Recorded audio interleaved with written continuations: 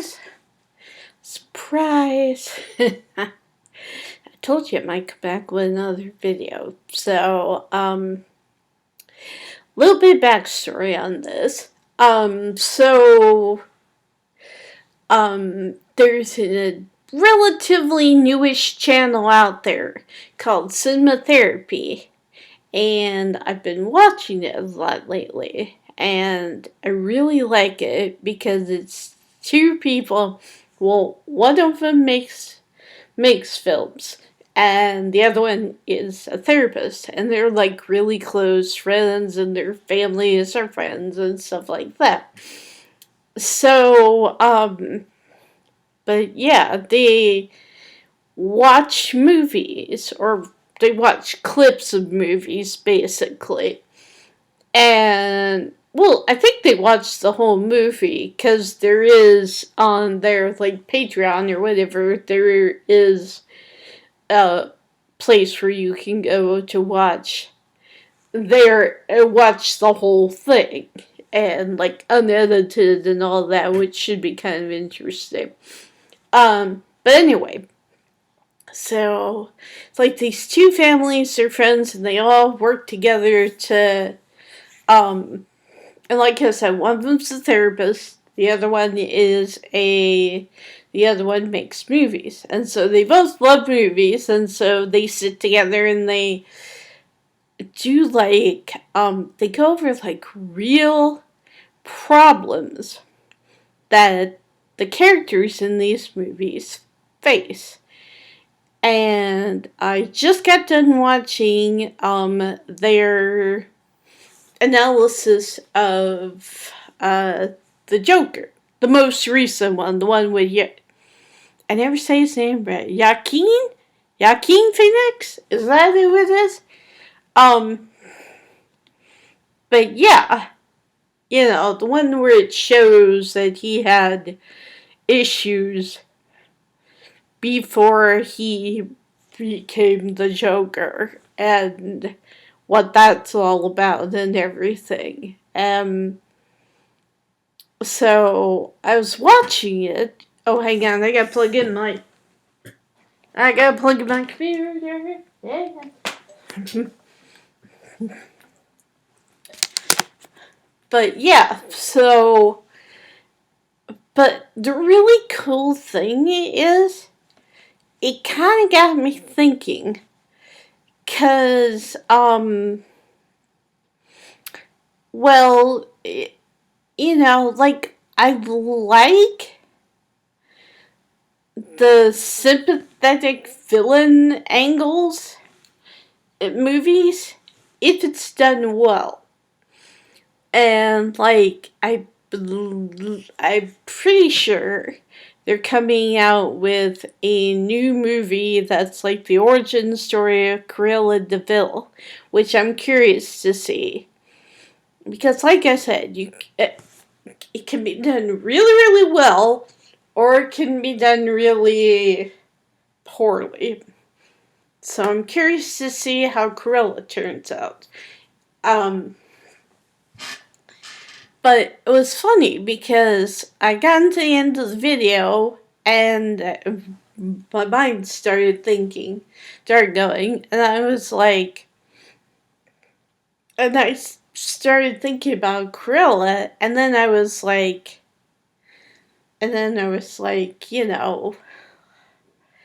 like, the Joker movie, I never saw it when it came out, but from what the two said on Cinema Therapy and what other people have said, I'm guessing it was done really well, and it made you very sympathetic toward Arthur Fleck, the main character.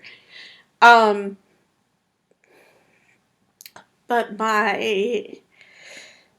then I started thinking of examples of how it could be done, how it was done poorly. And I don't know how many of you watched the TV show Charmed growing up. Not the newest one, but the one back with Holly Marie Combs and Alyssa Milano um, and Rose McGowan and all that. So basically, and I think this was season 6. I'm pretty sure it was season 6 because we only had Chris, who ended up being the younger brother of Wyatt, for like one season. Like he came back to save his brother or to stop him from, turning evil and becoming the ruler of all evil and all that stuff. Um, Now, I really liked the Chris storyline. I really enjoyed, and like they left it subtle, so you didn't know, And it was like, well, and once, of course, Piper finds out, she's like, oh, it's because we're always hunting demons, and he's had to defend himself from when he was a baby, and he saved his dad a couple of times, and blah, blah, blah. And it's like, and I was really curious. I remember watching the series, cause I watched the whole thing growing up. That show was my jam growing up. And so I remember watching this and being like, oh, interesting. So who's going to be the bad guy? And they didn't reveal him right away. And so, it was very much, and at first they set it up where it was like, we're going after these demons, and in this episode we're dealing with these demons, and this episode we're dealing with this, and and could it be the source? Could it be the source of all evil coming back? Or the seer? Or, could have been one of many, many, many, many. And it would have been cliche, sure. But I remember, I don't remember what episode it was, but it was like about halfway through the season, and all of a sudden, they bring up their. I can't even remember what happened. Oh, I know. I think Wyatt, who at this point was still little, like he was walking and stuff, but he was still like a little toddler.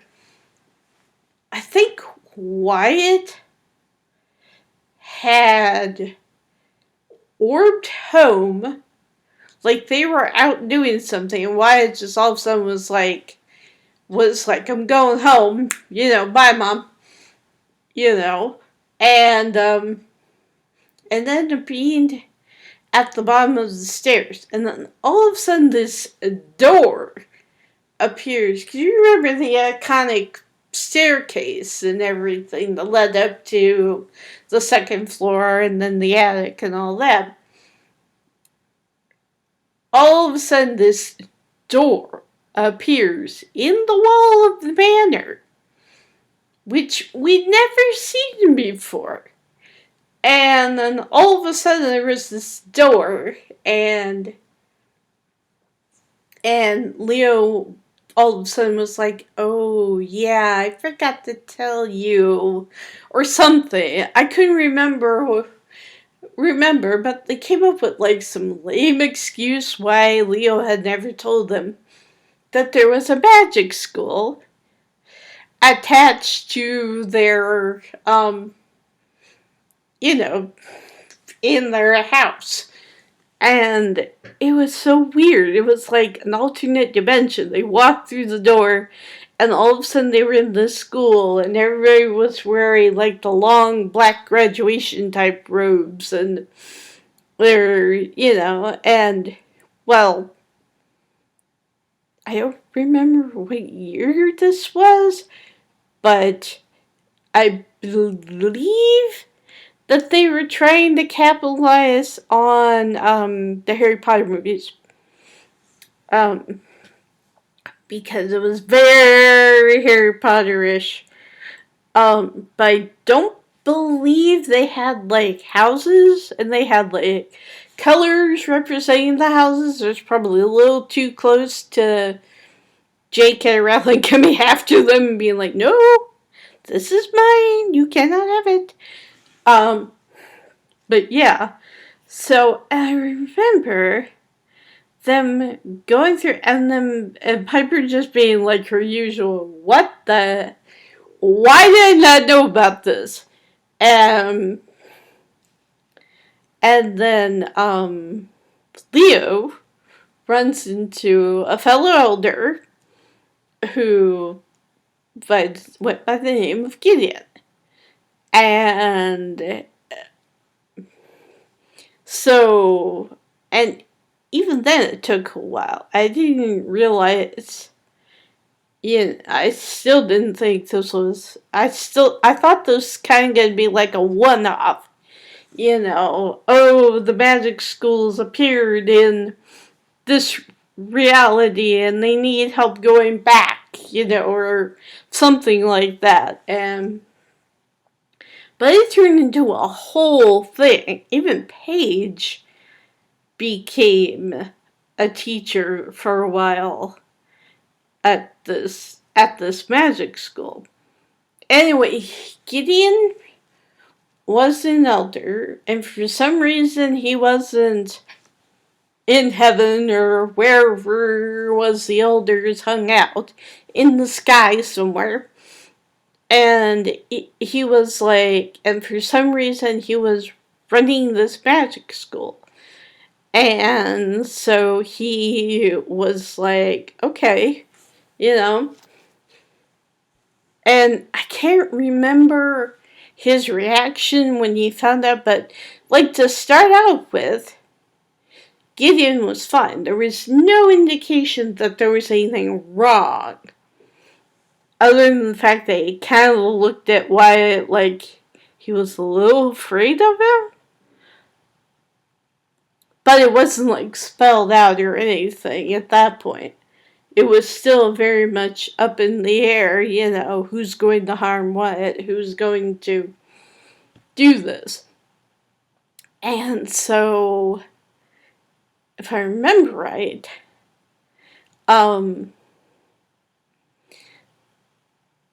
as the episodes went on and on and on, come to find out that Gideon thought that Wyatt, as a baby, keep in mind, was way too powerful and would not, and needed to be taken out. As in, he was going to, and this is the other thing that cracks me up and also really annoys me. Because how many demons in the show up until this point had tried to take out the sisters or take out Wyatt or kidnap him and raise him to be bad or evil or whatever. And so it's just kind of like, really? So this guy, and keep in mind that up until this point, we've never seen Gideon even like raise his voice to a student or anything. So he goes from like 0 to like 100 in Crazy Town, in craziness. And he's like, he goes from he just goes from somebody needed to run the school, so I decided to do that, and blah, blah, blah, blah, blah. And everything was perfectly normal, whereas normal she can be in the magic school. But, he also was like, here's my thing. So it goes from being mostly normal, just magicals, to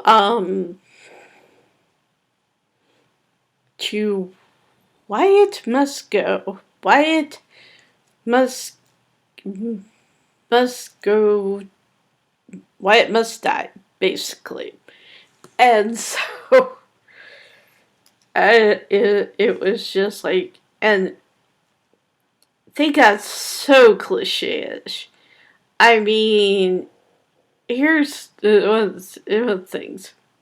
And keep in mind that I'm yelling at my TV when this is airing because, why Gideon worked with and made deals with demons to take Wyatt out, to get rid of Wyatt, because he didn't want to get his hands dirty. He still wanted to be, he still wanted to be the, oh, that's horrible, we'll do everything we can to find him, la la la la la la. I wanted to play innocent. So, and then eventually, I mean, I think they even had Gideon say at one point, well, if you want something done right, you have to do it yourself. And he tried, like, a couple, no, I think he only tried the one time. But he had, like, some magic athame, something that would, one, cut through, because remember, Wyatt had a protective shield that he can bring up at will to protect himself and anybody else who basically is with him. So, and he's used this as a baby, keep in mind. He's used this as a baby to protect himself and his family. So, apparently Gideon's got this athame that can cut through the bubble. And also, if I remember right, it, like, even if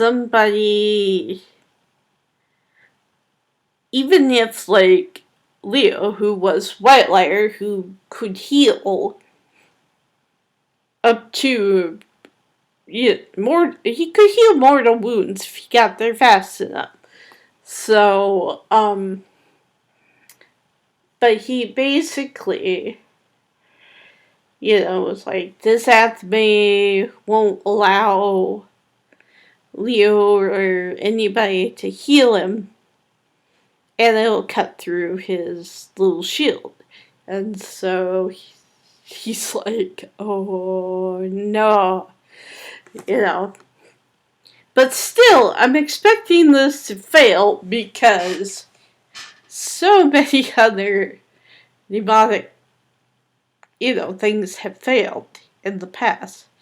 And keep in mind, most of the sisters' normal enemies knew about Wyatt, knew about his shield, and knew he could protect himself.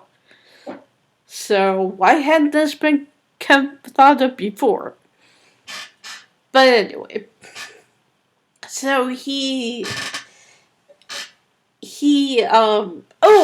and Gideon could also turn invisible. So, I don't remember how it happened.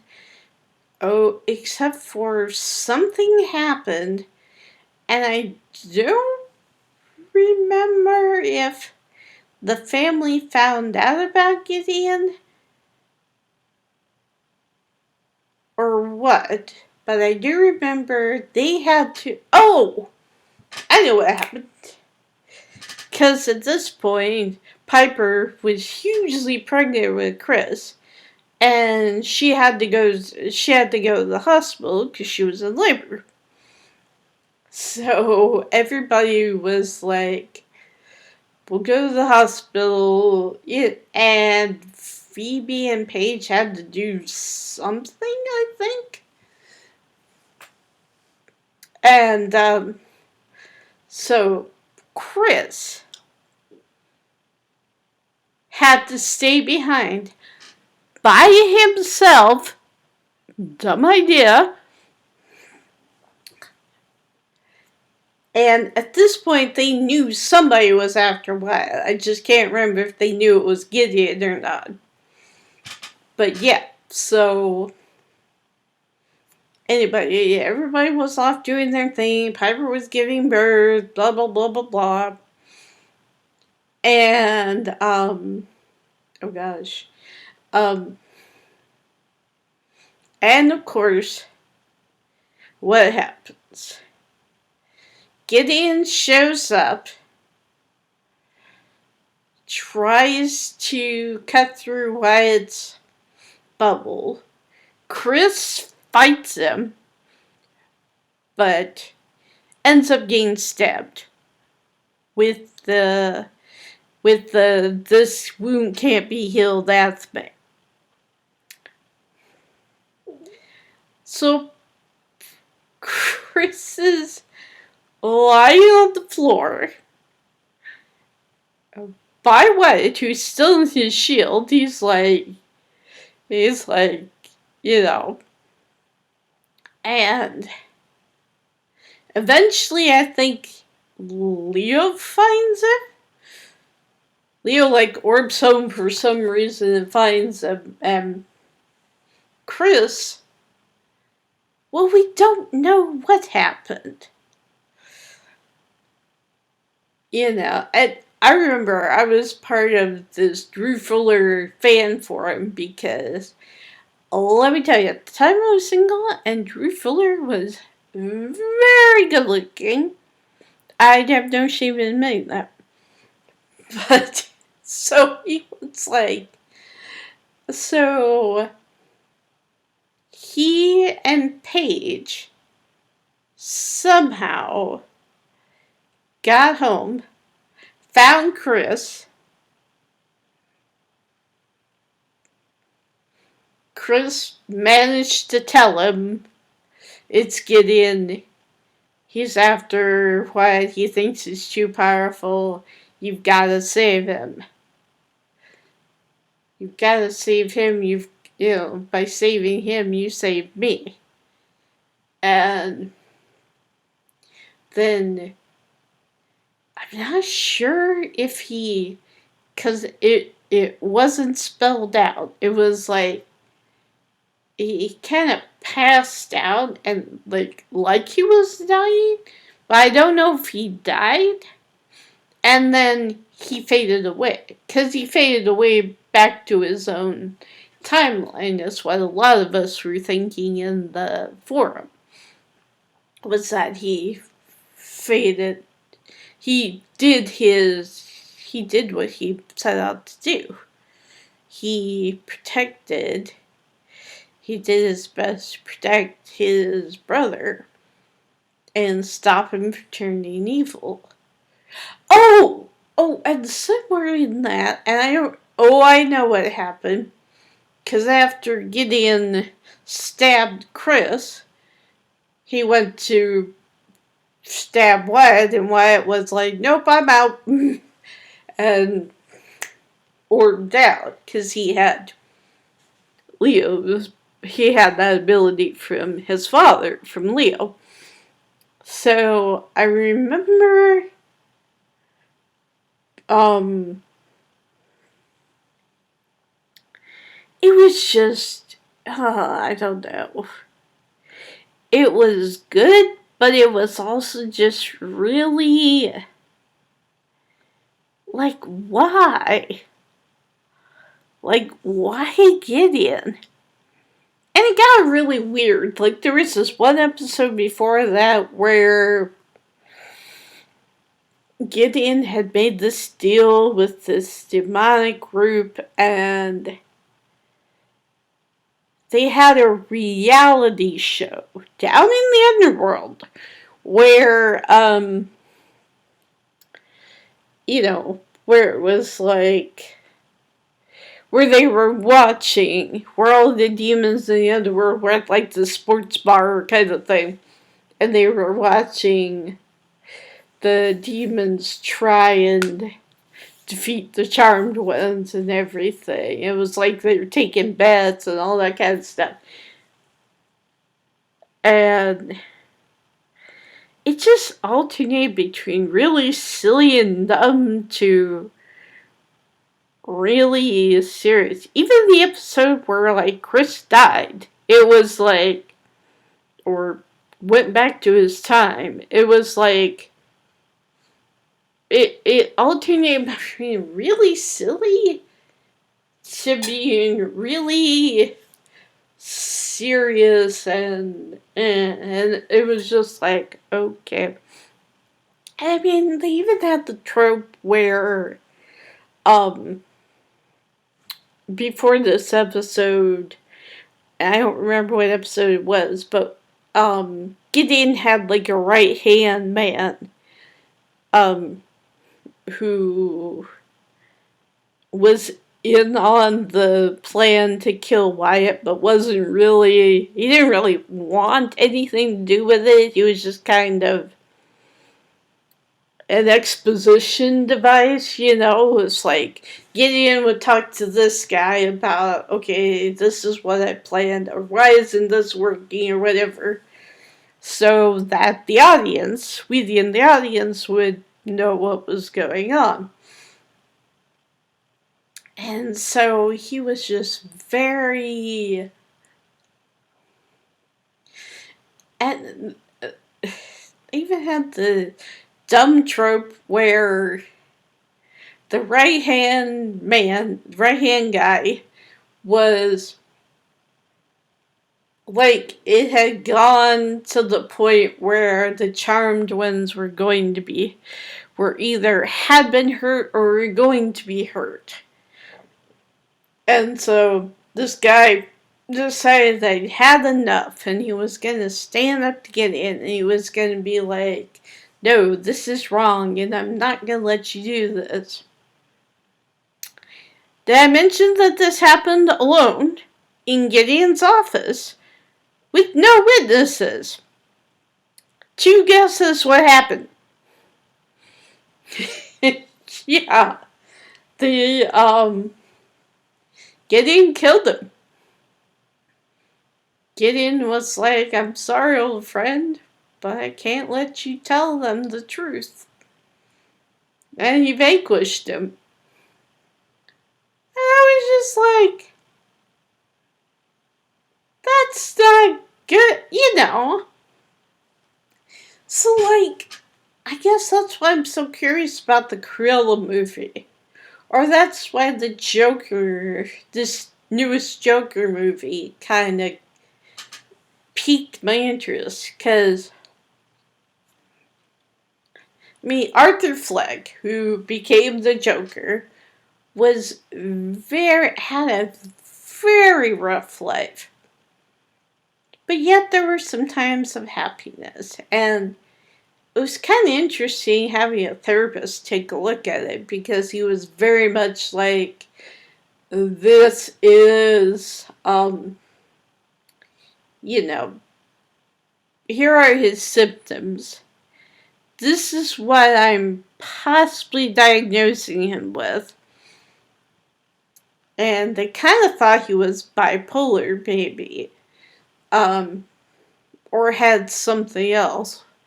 or I can't remember what the other thing was, but they reached out to like other psychiatrists, and this one gal was like I think he has bipolar, and then this other thing. And so he was just like, okay, you know, and I mean, something like that, you can understand why he would turn. And I like in the movie that it was gradual enough that he became a villain over time. That it wasn't just, boom, I'm a villain. You know, he was a villain over time, and he had, probably out of a lot of people, had probably a really good reason for becoming a villain. So, uh, now, does that mean he should have done what he did in the movie? No. But, and even the system failed him. Like, he was going to see a therapist, a social worker or something, and she ended up just, I don't know. Like, the one guy who's a therapist said I could tell she was burnt out. You know, she probably had so many cases, and she was probably just couldn't care anymore. Which is sad. You know, it's sad to see people get like that. But then at the same time, and so compare that, where by the end of the movie, and keep in mind that throughout the Joker movie, there were scenes where you didn't know, at least at first, what was real and what wasn't. What was just in this guy's head, what was a delusion, you know, brought on by his mental issues. And so this guy was just like, but see, I liked that because it was very much like you could see it coming. Even at the beginning of the movie, you could see kind of the, oh, this guy, you know. But I liked what the two people who run the cinema therapy channel said. You find yourself rooting for him. You find yourself rooting for the villain. Because he's had such a hard life and he's just been wanting support and approval and praise. And it's like, and he doesn't get that. At least not from a male, at least not from a father figure. So, I don't know. I just find it really interesting. I'm just kind of like, okay, I can see that. And you go from that to the main villain of season 6 of Charm. The one who's pulling all of the strings, one who apparently can run a magic school. Keep it in hiding for years, keep in mind. And then all of a sudden, as soon as the Charmed ones show up, there's all this trouble. And there's all these messes. And even when the issues start happening at Magic School, you aren't thinking, oh, I wonder if the headmaster has something to do with it. But then all of a sudden, it's like,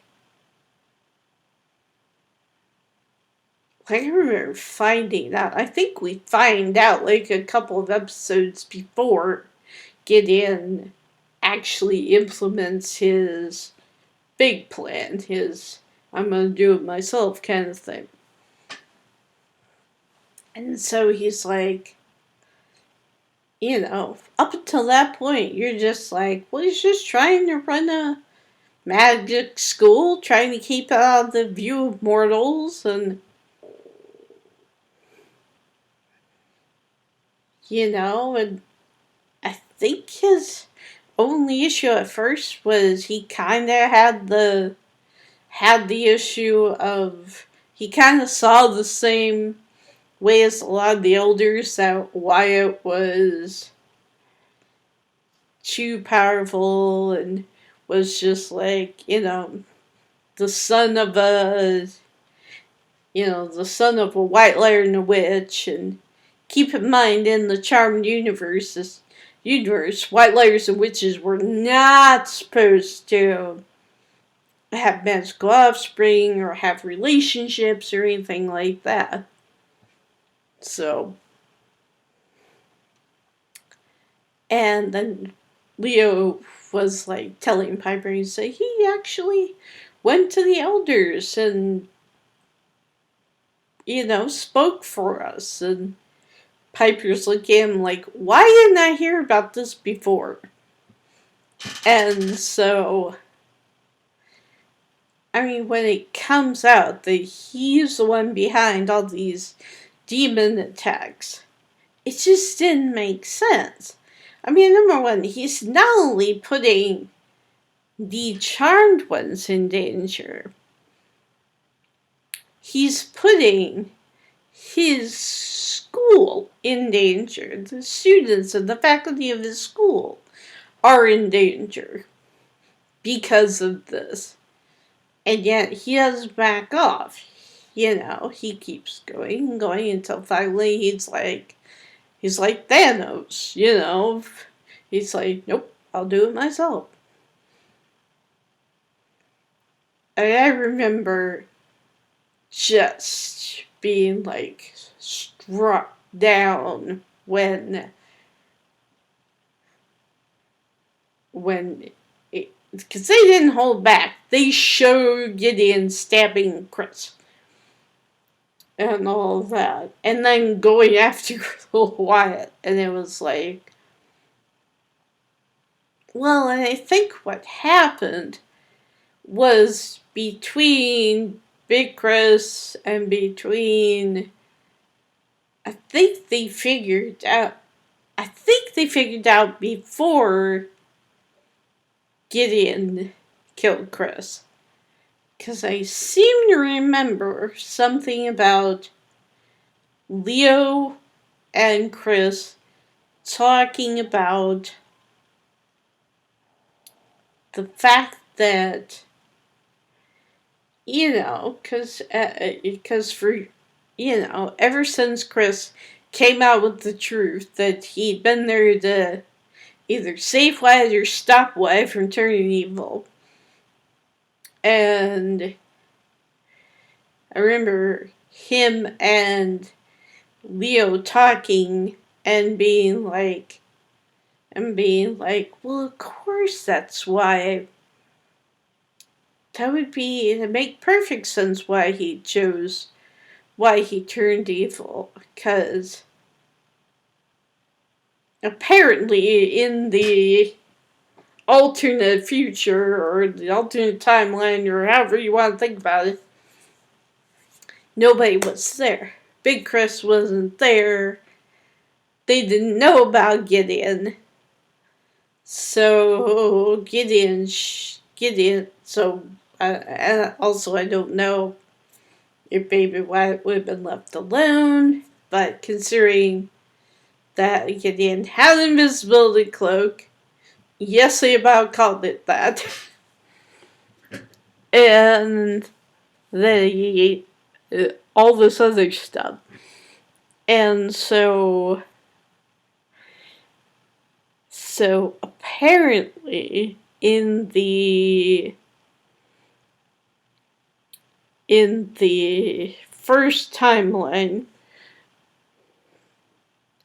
little Wyatt was stuck down in the underworld, and for some reason he couldn't orb back to the top. I'm not. They didn't really explain that, so I don't really know why.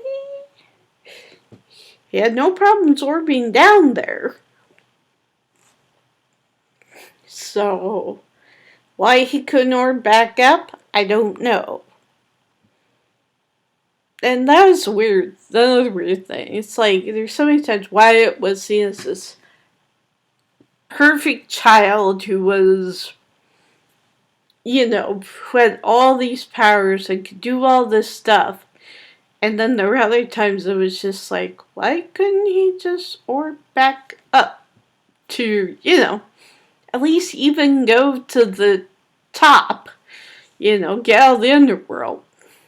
But apparently, and this is what Chris and Leo figured out before Piper went into labor, and, Chris was like, go take care of little me, I'll take care of Wyatt, kind of thing. And so he was like, but yeah. And so apparently they figured out between themselves that what had happened is that Lil Wyatt somehow got trapped in the underworld, couldn't orb home, and had to keep running or orbiting away from demons because, of course, of course he did. And so, and they think that at that young of age, that changed him. That basically made him, turned him into the Wyatt from the future where Chris had to come back to figure out what happened and to stop him. But here's the thing. And I guess I just thought of it as being a sympathetic villain because I think we're supposed to be sympathetic toward Gideon. That he was kind of like, because he was very much I'm doing this for the greater good.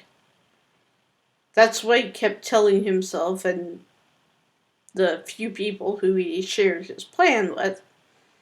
He was like, I have to do this for the greater good. Why, it's too powerful. He's going to throw off the balance of magic and blah, blah, blah. And it's like... And so...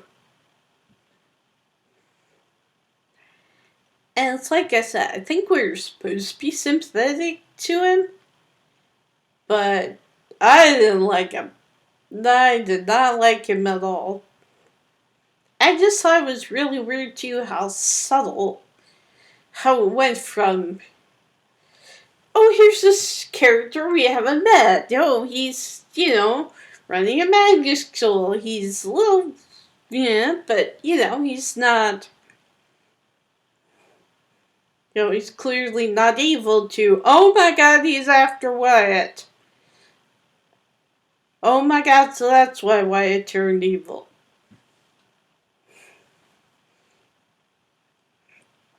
And again, I didn't feel any sympathy toward him.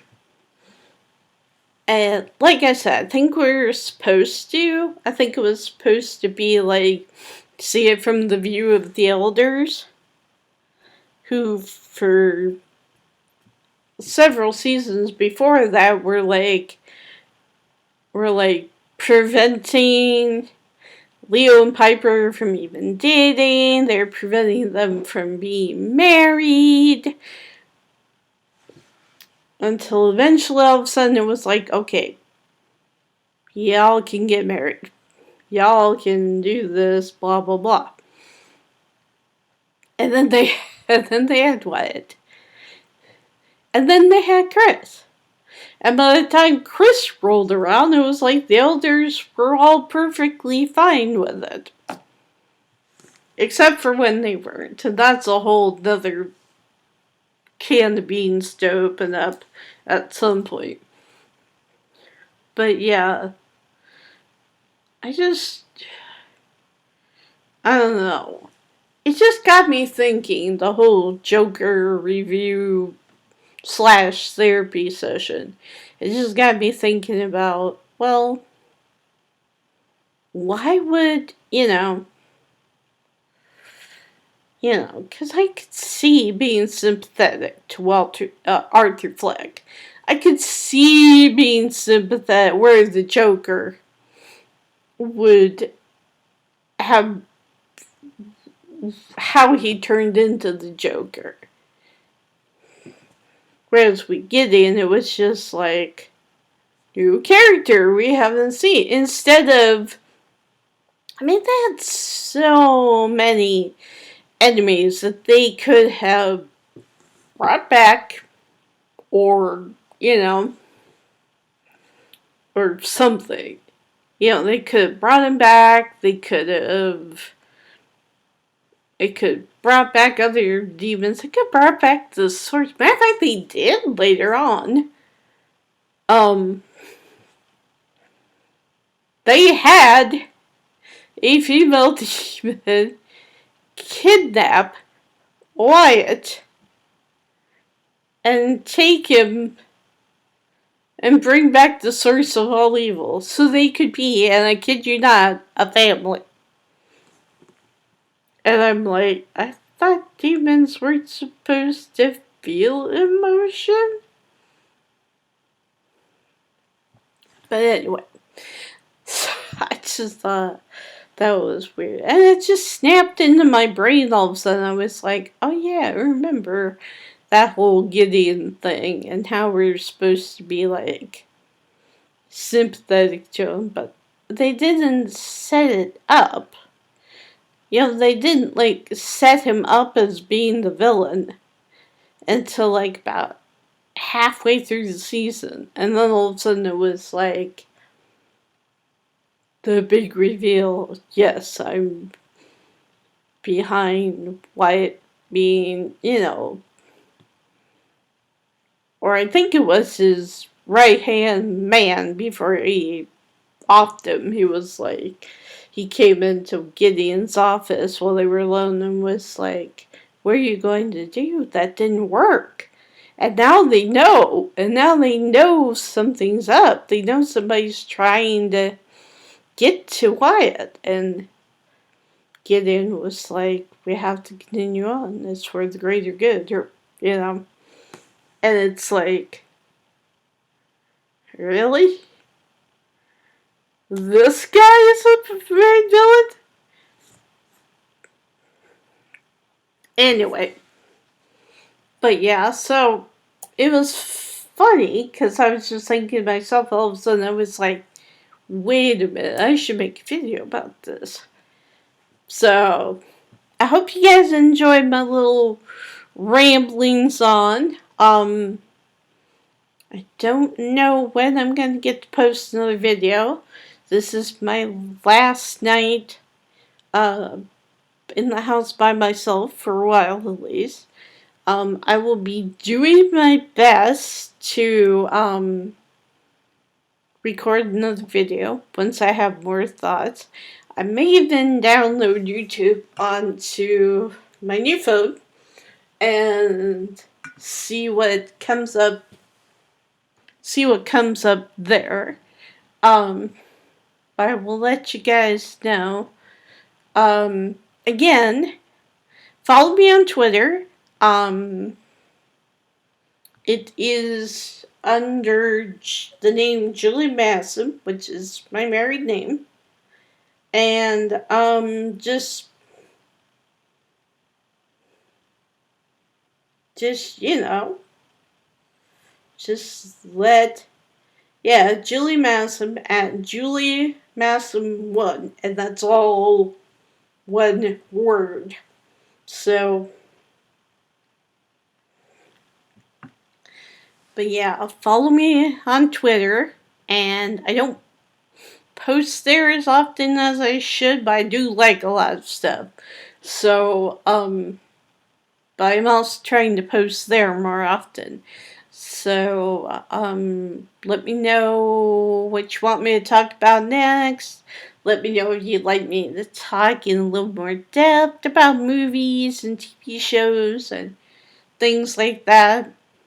Um, and yeah, I hope you guys are having a great night. It's been amazing getting to talk to you guys twice.